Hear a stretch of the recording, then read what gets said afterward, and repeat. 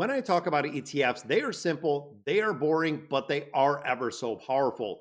I do not stock pick, I don't dividend chase, and overall, I don't offer complicated strategies when it comes to ETFs. Just basic 3 or 4 build will do it. That's it. When you start looking at just a few funds, you can build serious wealth, you can create passive income, and you can stop overcomplicating the investment strategies. And in today's video, I want to show you the exact structure and why simple will beat fancy portfolios every single time, because we are building a wealth machine when it comes to ETFs.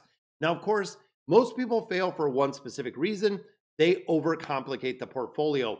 When you have a ton of holdings, when you have a ton of companies, it causes you to actually change allocations on a regular basis. And some people do it based on performance, not knowing what is going to come in the future, and really the uncertainty of holding just one single stock. When they make it very complicated, they chase hot stocks. They look at those very high yields, headlines, predictions, the news. That is not building wealth. It is building excitement, and changing portfolio on excitement is going to be emotional. We are looking for consistency. We do not need 30 holdings in here. We do not need to day trade, which most of them do lose money. We don't even need to beat the market. We need a system. So let's go ahead and build one. First piece of this machine that we always talk about is the total US market ETF. You're looking at the VTI, the ITOT, the SCHB. This is owning thousands of US companies. When you look at big companies, your S&P 500 companies, your mid cap and your small cap, you own America companies in the entirety. When the economy grows, when businesses grow, you are going to benefit from that growth. It is the foundation, it is the engine. And let's be honest, for a majority of investors, you could make this super basic. This could be 50, 60, 70% of your portfolio just with something like the VTI. It is simple, it is broad, it is very effective.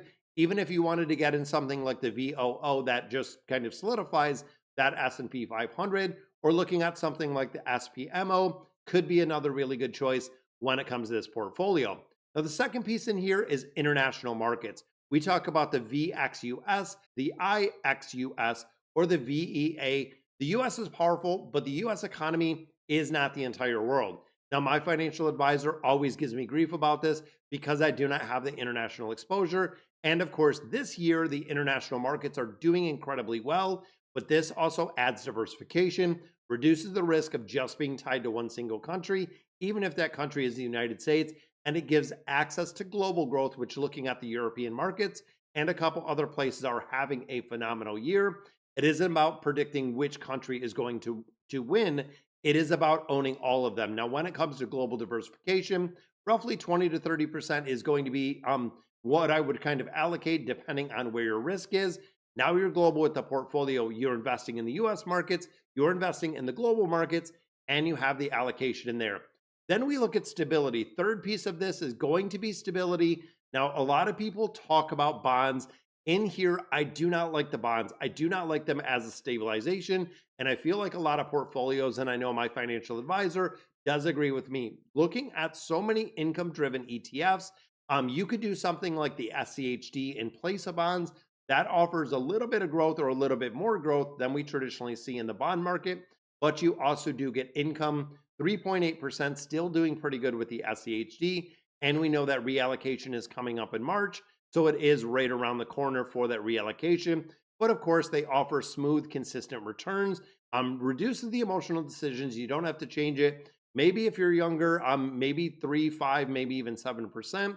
If you're closer to retirement, 20 or 30% of the portfolio could go in there. And then we start looking at the income or the growth tilt that we have within a portfolio, making it very interesting with just 4 ETFs. But this is where it is optional, but this is powerful when it comes to the tilt. When we talk about this again, you could look at the VIG if you're looking at a dividend tilt. Could be something like the QQQM if you're looking for a growth tilt. The AVUV is actually a small cap value.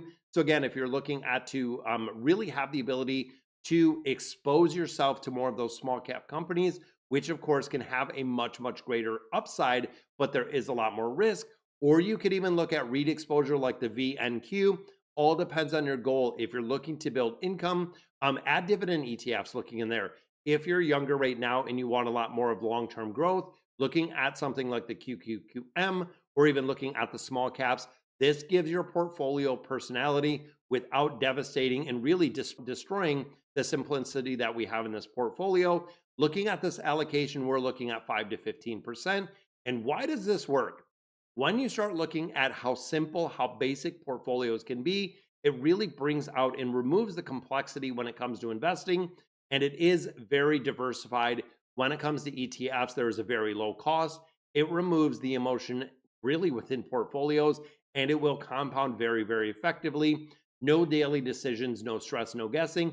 And historically, when we start looking, and of course, historic information doesn't really predict the future, broad market investing has built more millionaires than any stock picking has ever. Period. That is data, that is facts. Wealth isn't about being super brilliant, it is about discipline and investing on a regular basis. So let's say, for instance, and again, using numbers, someone invests $1,000 a month for 25 years, averages 8%. That is roughly $950,000 you're going to get in there, not only from the contributions, but also from the compounding, not from being a genius, not from timing the market. It is about consistently going in there with dollar cost averaging. Now imagine 30 years if you increase it over that $1,000. This is the power of boring, but this is the power when it comes to compounding, and these portfolios can exponentially grow. When we start looking at an individual like Warren Buffett that started investing at 12, and right now I believe he's 94, maybe even 95. When you have an extended amount of time to compounding, when you look at something that he owns like Coca-Cola, and I believe at this point it's been roughly 40, maybe 40 plus years that he has owned one single stock in Coca-Cola. If you did this exact same theory with an ETF, where if you owned one ETF like the VTI or the VOO, held that thing for 40 years, made regular contributions in there, you would be a multimillionaire guaranteed based on historic returns.